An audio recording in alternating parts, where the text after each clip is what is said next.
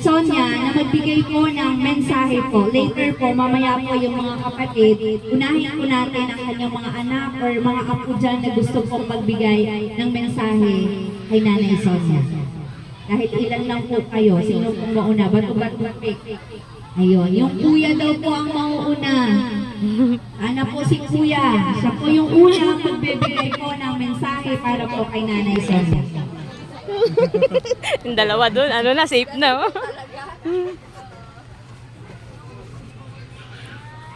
Magandang hapon sa lahat and on behalf ng magkapatid ay pupunautusan. Unang-una sa lahat, maraming salamat sa pagpunta, sa pagbigay ng oras, sa pag-celebrate ang birthday ni Nanay.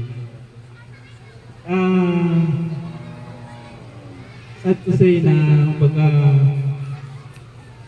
sa silang magkapatid, out of 11 apat ang nawala. So, sinabi ni Pastor is, sabi ko lang,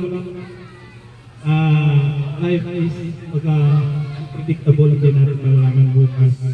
Kung makalawa ngayon, at ang nasabi lang ni Pastor, ina-assure niyo sa atin na lahat tayo ay mahal ng Diyos.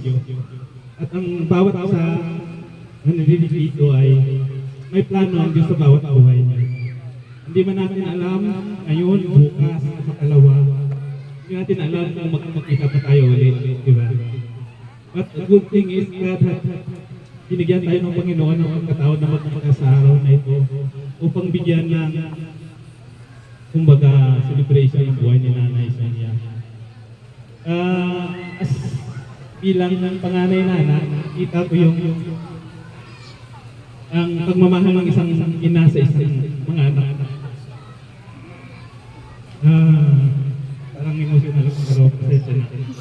I just want to, gusto ko lang i-share yung damdamin ko.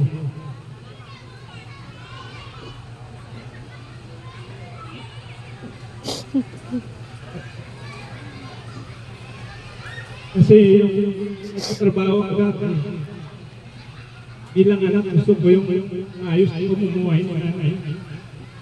Kaming mag-ingat. Sabi ko, dahil saan ang lugar ang gusto niya. Magpahinga na siya kasi okay na. Okay na kami.